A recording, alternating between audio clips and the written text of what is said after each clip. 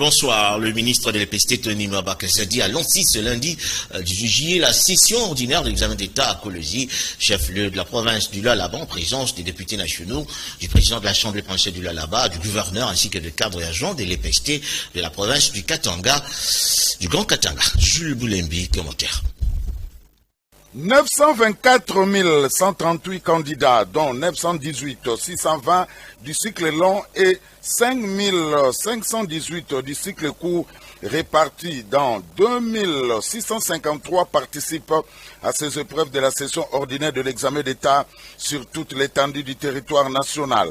Cadre choisi, Athénée Ewabora, ex-Athénée Royal de Kolwezi. Le cycle long a enregistré 40% des filles, par contre le cycle court 20%, a précisé le professeur Tony Mwaba Kasadi. La lutte contre les antivaleurs dans les sous-secteurs de l'EPST en général et à l'examen d'État en particulier doit demeurer tous les instants. Il appelle dès lors que cette session doit être entourée de toutes les mesures de sécurité que requiert notre volonté commune de délivrer les diplômes d'État aux seuls candidats méritants.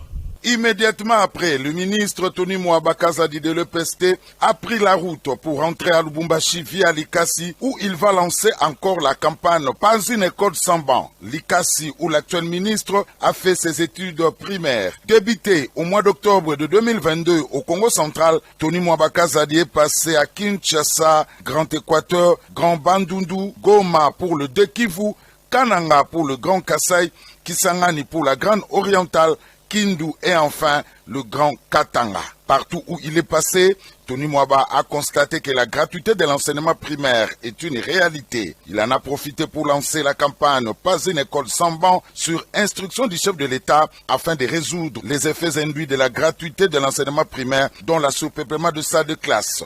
Il a saisi cette occasion pour appeler tous les cadres de l'EPST à combattre les antivaleurs qui minent le sous-secteur de l'enseignement et les a invités tous au travail de terrain afin de résoudre les problèmes à la base.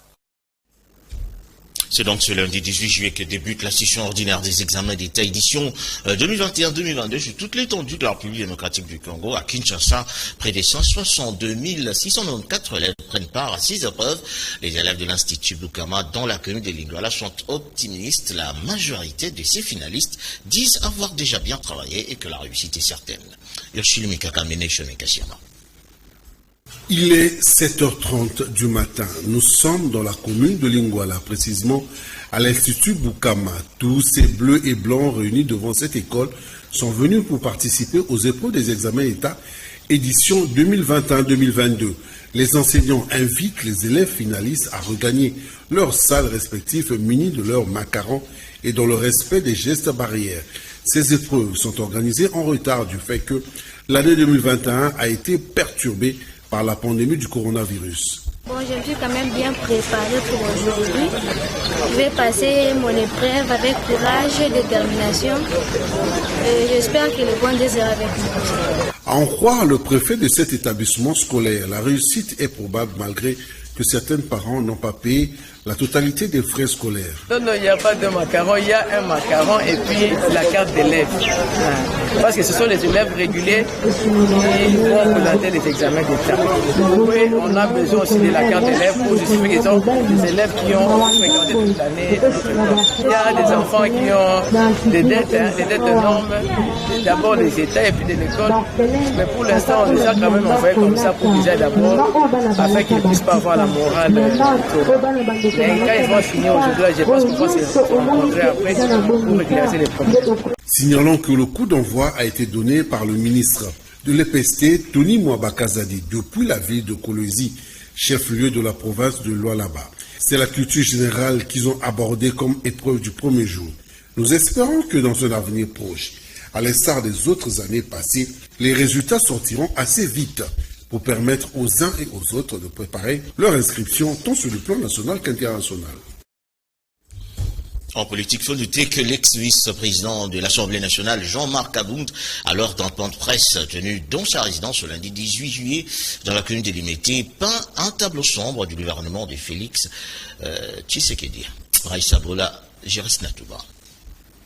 le parti AC fera sans nul doute l'opposition au régime Félix Tshisekedi. Et pourquoi nous le ferons? C'est exactement pour des raisons.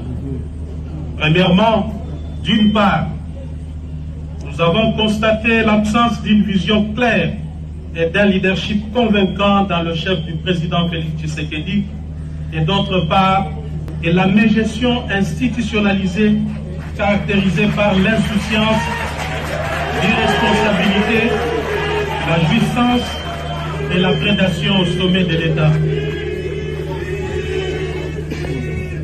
Deuxièmement, le parti AC se veut une proposition d'une nouvelle offre politique que nous considérons comme alternative crédible à l'échec du régime Tshisekedi.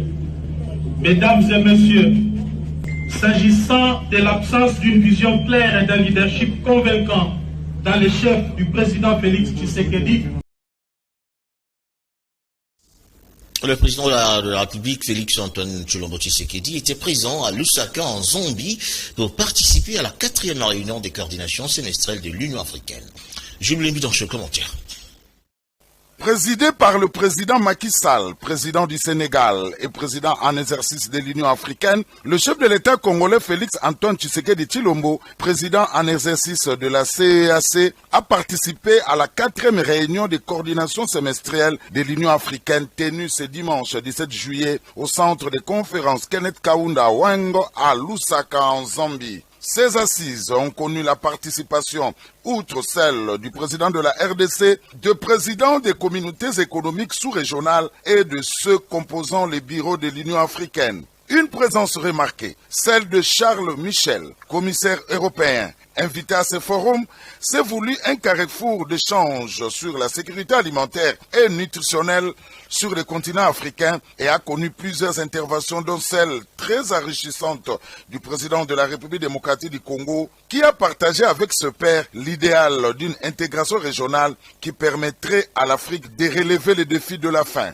Se félicitant d'appartenir au trio gagnant Comesa Sadek CAE, cité un exemple de réussite, il a cependant déploré le faible taux de ratification des accords par les États membres, car, a-t-il relevé, seuls 11 accords sur 29 ont été ratifiés. Notons qu'à marge de cette réunion, le président de la République démocratique du Congo et son homologue zambien se sont retrouvés en aparté pour discuter des questions de coopération bilatérale. C'est après la clôture de ce forum, dans la soirée du dimanche 17 juillet, que le président Félix-Antoine Tshilombo Tshisekedi a quitté le sol zambien.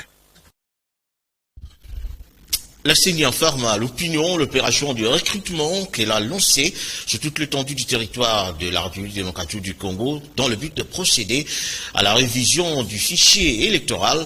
La CENI, au moyen d'un test pratique sur ordinateur, cherche les catégories temporaires dont les formateurs électoraux provinciaux, les formateurs électoraux territoriaux, les opérateurs de saisie et le point focusériste. Toutes ces personnes sont donc appelées à déposer leur dossier au panel installé au secrétariat exécutif provinciaux et aux antennes de la CENI ou en ligne. Allez, nous dans le commentaire. Communiqué de presse numéro 028/CENI/2022. La Commission électorale nationale et indépendante CENI porte à la connaissance de l'opinion publique dans le cadre des préparatifs et de l'opération de révision du fichier électoral RFE. Elle procède au recrutement du personnel opérationnel sur toute l'étendue du territoire national suivant les programmes ci-après. Du dimanche 17 au jeudi 21 juillet 2022, dépôt des dossiers de candidatures physiques ou en ligne. Le samedi 23 juillet 2022, affichage des listes des candidats retenus pour les tests. Du lundi 25 au samedi 30 juillet 2022, tests pratiques sur ordinateur. Le recrutement est ouvert aux anciens agents électoraux temporaires et aux nouvelles unités qui désirent travailler lors de l'opération de la révision du fichier électoral. La CENI les invite à déposer leur dossier de candidature auprès des panels installés au secrétariat exécutif profession CEP et aux antennes de la CENI. Les candidats résidant au chef-lieu des provinces ou dans les villes ayant une bonne connexion Internet peuvent également postuler en ligne sur le lien http://recrutement.ceni.cd. Les recrutements concernent les catégories d'agents temporaires suivants: les formateurs électoraux provinciaux FEP, les formateurs électoraux territoriaux FET, les opérateurs de saisie OPES, les points focaux juristes PFJ. Les personnes intéressées doivent au préalable consulter les avis d'appel à candidature affichés au secrétariat exécutif provincial et aux antennes de la CENI et publiés sur les liens indiqués ci-dessus.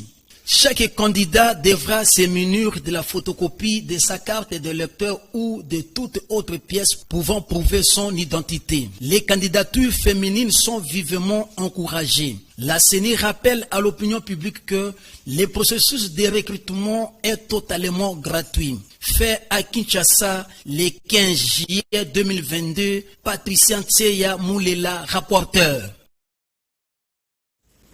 On note que Dr Balako Lianza, coordonnateur adjoint de la dynamique Fourmi Téléma, une structure œuvrant au sein du mouvement Libération du Congo, avait tenu une réunion le week-end dernier dans la commune de Mongafula. Objectif, redynamiser le parti cher à Jean-Pierre Bemba.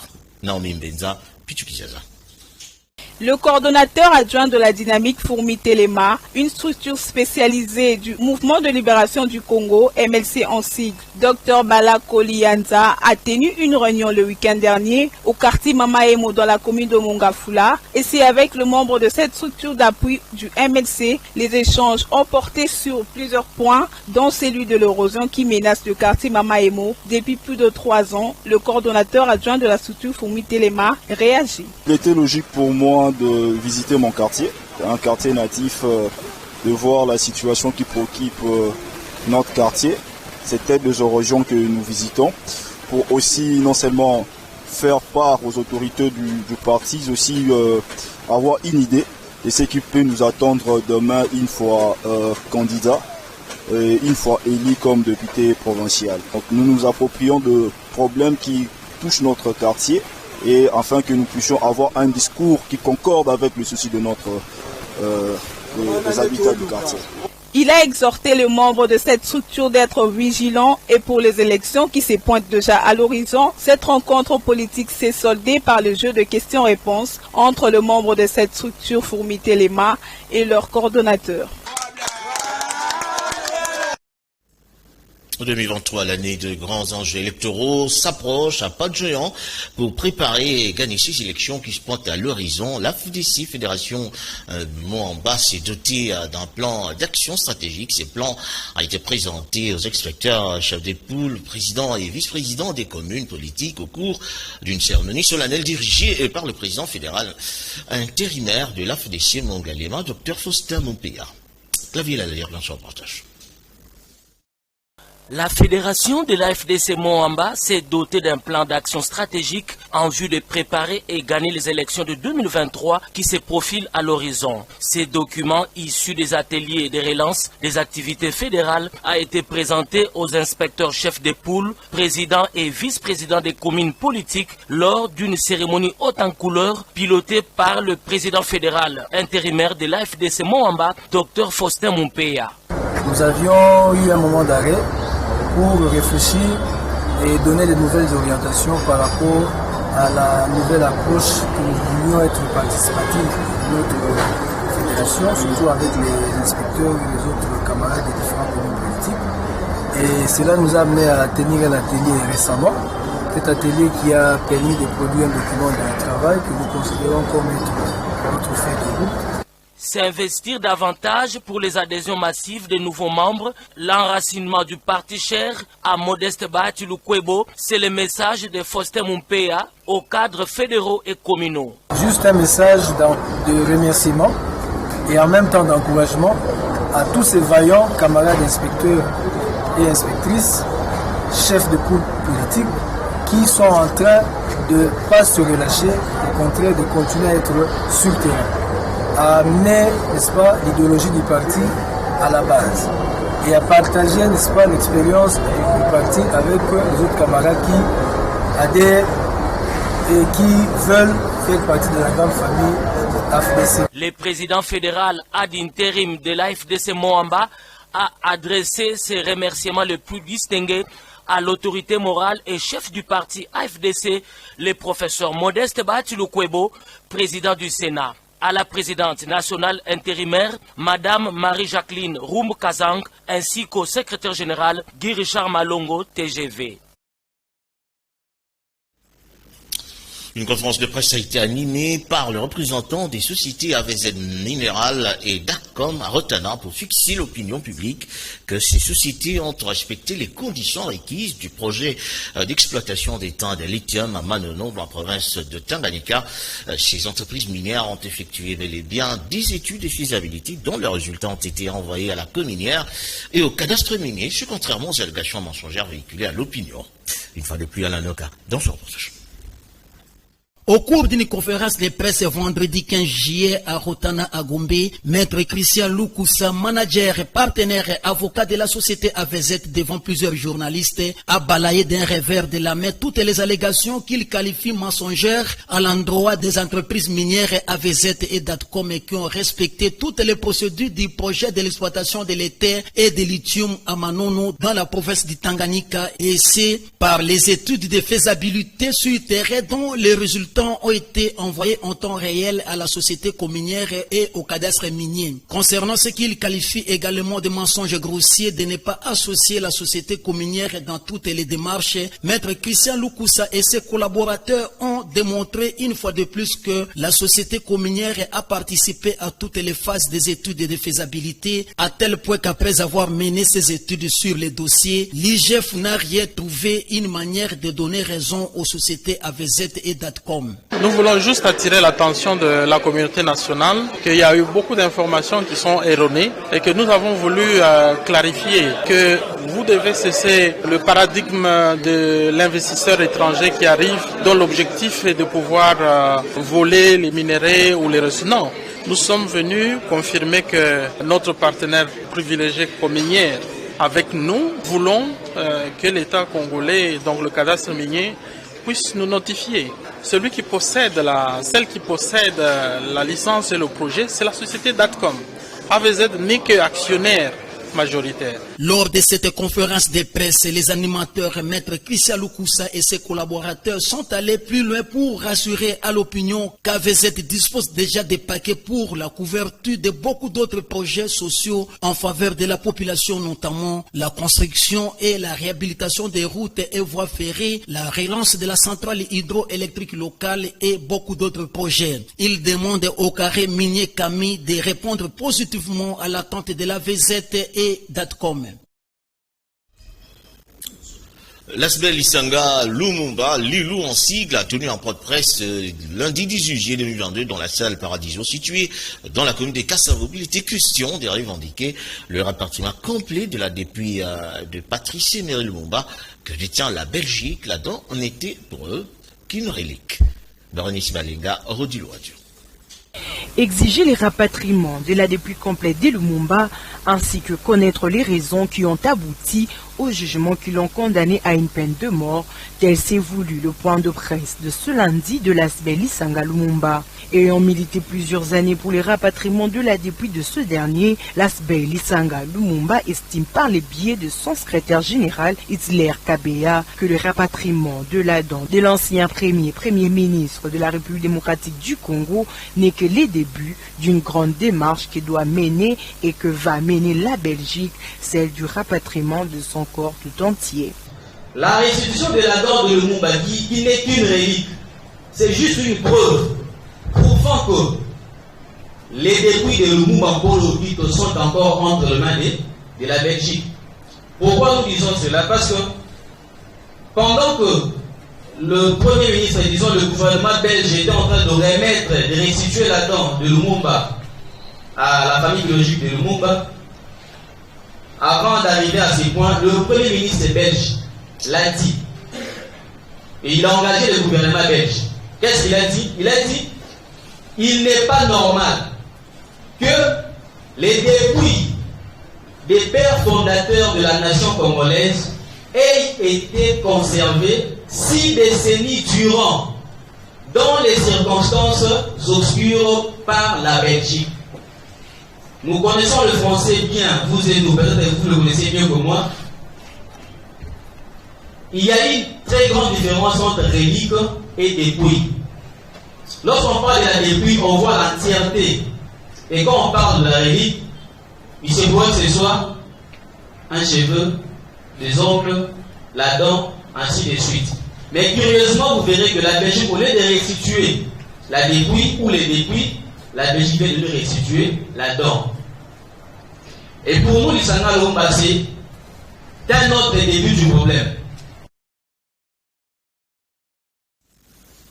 La journée internationale Nelson Mandela est célébrée le 18 juillet de chaque année afin de commémorer la contribution de Nelson Mandela, militant de la cause anti-apartheid des premiers présidents noirs de l'Afrique du Sud. Les Quinois se souviennent de lui en tant qu'unificateur et promoteur de la paix. Ils se sont exprimés au micro du Sud Mikaka Beneshon et Kachama. Le fait de Mandela, depuis qu'il est mort, l'Afrique est en difficulté. Nous n'avons pas les gens qui peuvent plaider pour l'Afrique. Or, Mandela a fait quand même quelque chose. Si aujourd'hui, l'Afrique du Sud surtout, et ce qu'il est, il y a l'union entre les Noirs et les Blancs, c'est parce que Mandela a beaucoup lutté. Et il a fait qu'avant sa mort, Mandela, l'Afrique du Sud au moins, retrouve au moins la vraie démocratie. C'est ce qui a fait qu'avec les bases qu'il avait placées, l'Afrique du Sud évolue très bien et il y a toujours les élections démocratiques qui se passent et les choses évoluent bien. C'est lui qui prend le pouvoir par élection, il est en train d'émerger très bien. Il y a une avancée sur l'Afrique du Sud. C'est le cas que nous demandons à d'autres pays africains. C'est le combat qu'on a eu depuis Mobutu. Nous avons soutenu, il faut dire, l'indépendance de l'Afrique du Sud. Nous avons cotisé étant élèves. Alors aujourd'hui, on ne comprend pas, on est tué par nos frères africains. Alors, ça fait mal. Mandela aujourd'hui, c'est Mandela, Lumumba, Thomas Sankara, Marine Ngouabi. Voilà. Oui, ils sont dans nos cœurs. Maître Claude Kanyeke Boba, cadre du parti Autre Vision du Congo, parti cher à Didier Boudibou, ministre des Hydrocarbures, avait lancé le samedi 16 juillet la première édition du tournoi sportif organisé dans la commune de Ndjélé. Nous avons Naomi Mbenza et Pichou Kizaza dans ce reportage.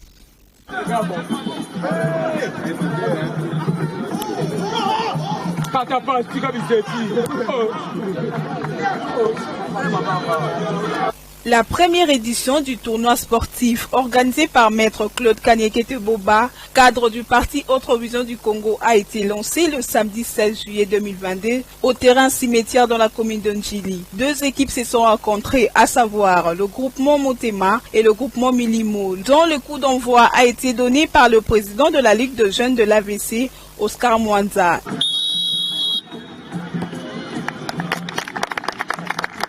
Les matchs s'est déroulés en présence de cadres et militants de l'AVC. Dans cette rencontre, l'on enregistre un score de 3-0 en faveur de l'équipe Motema, qui était aussi une occasion pour eux de rendre hommage au coach Ndinga, qui était un grand sportif de la commune de Ndjili.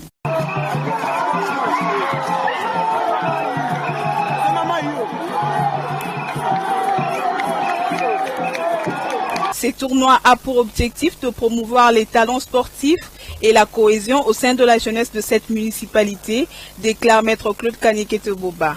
dans le cadre de la vision de notre parti politique Autre Vision du Congo, il est grand temps pour réunir les jeunes, de sorte qu'ils puissent bannir les comportements barbares des gens Kuluna, des actes d'incivisme. La population de Tchangou doit s'approprier de l'AVC. Parce qu'avec le programme de l'AVC, avec la vision de l'autorité morale de notre parti, son Excellence Maître Didier Boudimbu, y compris les actions du chef de l'État sur le terrain, je pense que la population de Tchangou doit s'adhérer à notre vision. Ce tournoi a débuté le 16 juillet 2022 et prendra fin le 30 juillet. À la cérémonie, Maître Claude Kanikete a remis symboliquement de vareuses et ballons aux équipes pour la poursuite de cette compétition sportive. Fin de ce journal, merci à vous d'avoir suivi. Merci également à toute l'équipe pilotée par Serge Makoso, Laetitia Louvoizo, Alain Noka, Odilo Adio, Mario Mbongo, Tony Binda ainsi que Joël Pembele. Dieu voulant, je vous retrouve demain à la même heure. D'ici là, portez-vous bien. Bonne suite de programme sur Canal Kin.